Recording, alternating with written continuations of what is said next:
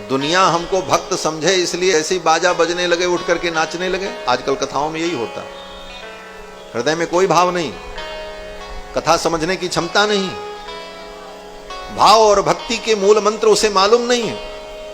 लेकिन कथा में बैठेगा और जैसे ही कीर्तन होने लग जाए उठ करके नाचने का अभिनय शुरू कर दिया। क्यों? बोले कैमरा में मेरी फोटो आवे, लोग देखें।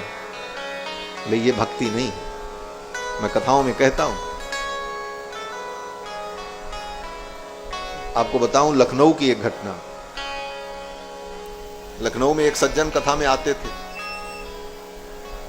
तो किसी सरकारी विभाग में कर्मचारी थे, और कथा में आवे तो पीला वस्त्र पहनकर, कंधे पर राम नामा ओढ़कर और मोर पंख का एक झब्बा हाथ में लेकर और 2-4 माला पहनकर पूरा सज धज कर पूरी तैयारी से। और जब जैसे ही कीर्तन शुरू हो, कोई चौपाई कोई भजन, बस उठ करके उनका नाचना शुरू।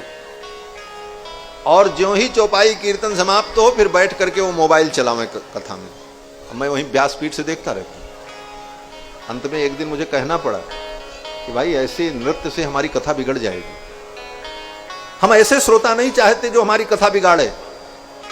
हम तो ऐसा श्रोता चाहते हैं कि जो पिए और हम उसको पिलाते रहें, वो शांत दत्त चित्त बैठा रहे और मैं बोलता रहूं और वो एक एक वस्तु को ग्रहण करता रहे, उसके हृदय में भक्ति का संचार हो, उसे कुछ मिले। नाटक तो बहुत बड़ा किया जा सकता है, नाटक तो इससे भी बड़ा किया जा सकता है, मजमा लगाया जा सकता है, लेकिन यथार्थ में तत्वबोध हो तब इसकी सार्थकता है, तब इसका उपयोग है। बाकी भीड़ बटोरना तो भीड़ तो बड़े बड़े नेता भी बटोर लेते हैं, भीड़ तो एक नर्तकी भी बटोर लेती है। भीड़ बटोरना कोई बहुत बड़ी बात नहीं, भीड़ तंत्र कोई महत्वपूर्ण नहीं होता, भीड़ बटोरना तो एक नर्तकी भी कर लेती। दूसरे के मन को, दूसरे के धन को हरण करने में वेश्या हमसे ज्यादा चतुर हो सकती है।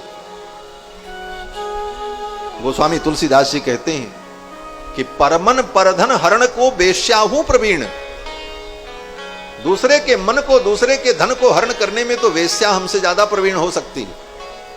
उसका नृत्य होने लग जाए तो शायद 50,000 की भीड़ एकत्रित हो जाएगी, पांडाल भी छोटा पड़ सकता है।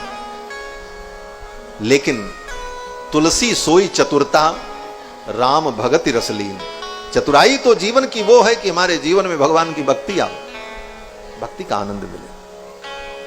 इस कथा को हम पिए।